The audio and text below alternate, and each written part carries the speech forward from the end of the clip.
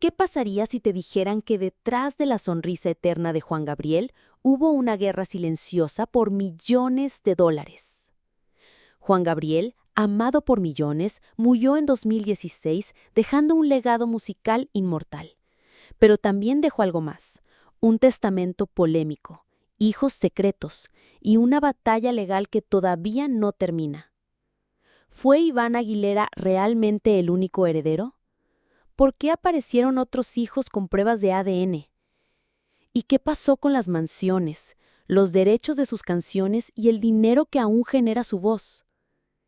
Esta no es una historia sobre música, es una historia sobre poder, traición, identidad y lo que ocurre cuando el ídolo ya no puede defenderse. Quédate hasta el final. Lo que vas a descubrir podría cambiar la forma en que recuerdas a Juan Gabriel para siempre. Cuando Juan Gabriel falleció el 28 de agosto de 2016, no solo dejó un vacío en la música mexicana, también dejó algo que cambiaría para siempre la imagen que el mundo tenía de él. Un testamento. En él se designaba a un solo heredero, su hijo adoptivo, quien recibiría la totalidad del patrimonio. Hablamos de casas en México y Estados Unidos, derechos de autor de más de 1000 canciones, contratos discográficos, archivos inéditos, regalías millonarias, todo bajo un solo nombre. Al principio parecía claro, pero los rumores no tardaron en llegar. Aparecieron personas con otra versión de la historia, hombres que afirmaban ser hijos biológicos de Juan Gabriel. Algunos mostraban fotos, otros cartas, y otros más, pruebas de ADN. ¿Por qué no estaban incluidos en el testamento? ¿Los excluyó Juan Gabriel por decisión propia o alguien más decidió por él?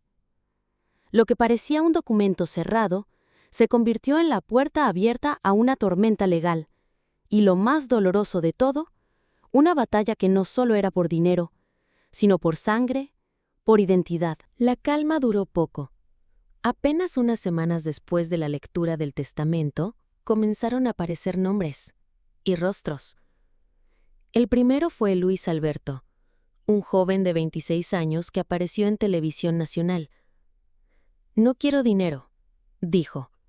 «Solo quiero que se sepa la verdad, que soy hijo de Juan Gabriel». Su rostro, sus gestos, había algo innegablemente familiar. Luego llegó Joao, otro hombre que no solo afirmó ser hijo biológico del artista, sino que presentó una prueba de ADN. La coincidencia genética era del 99.9%. Ambos compartían lo mismo: la ausencia de su nombre en el testamento. Por eso, acudieron a la justicia. Querían anular el testamento, no por codicia, dijeron, sino por dignidad. Querían ser reconocidos, no como fans, no como oportunistas, sino como lo que afirmaban ser, hijos de Juan Gabriel. Del otro lado, los abogados del heredero aseguraban que el documento era legítimo, firmado en vida por el propio artista. Pero las dudas ya estaban sembradas. ¿De verdad Juan Gabriel quiso excluir a sus propios hijos de sangre? ¿O su legado fue manipulado por quienes lo rodeaban en sus últimos años? Así comenzó un conflicto, que ya no se trataba de música ni de contratos. Era una historia de sangre, que exigía ser contada. La sangre pide verdad. Y la justicia pide pruebas. En 2017, Luis Alberto y Joao llevaron su reclamo hasta la corte de Broward, Florida. No solo exigían ser reconocidos como hijos de Juan Gabriel, exigían lo impensable: exhumar el cuerpo del artista para realizar una prueba de ADN. El país se paralizó. Los medios debatían sin descanso.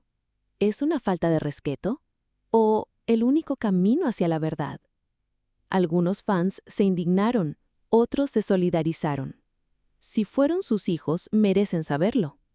Mientras tanto, los abogados del heredero defendían el testamento como un documento legítimo, firmado por Juan Gabriel en plena conciencia. El juez escuchó ambas partes. Finalmente, la corte denegó la solicitud de exhumación. El cuerpo no se tocaría. El testamento seguiría en vigor. Pero algo ya había cambiado para siempre.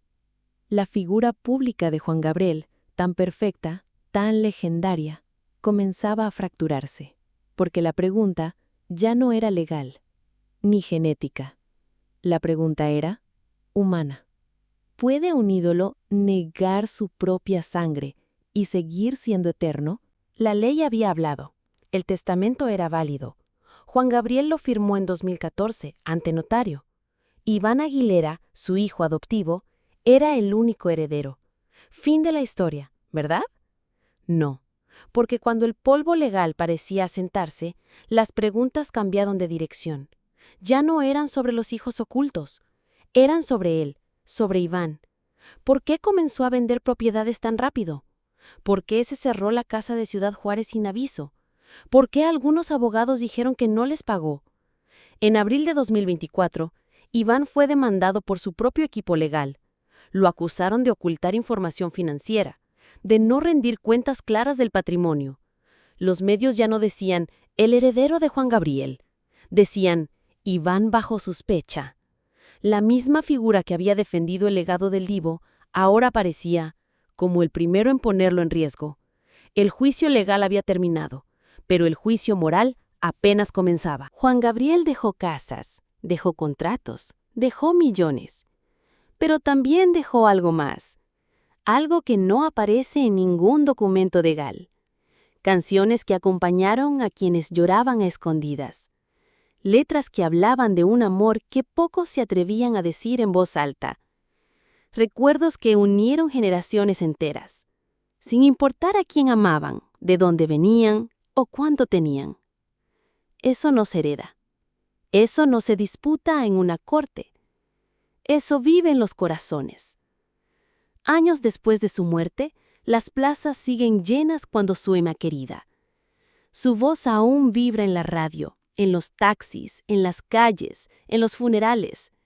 Nadie pide permiso para cantarlo.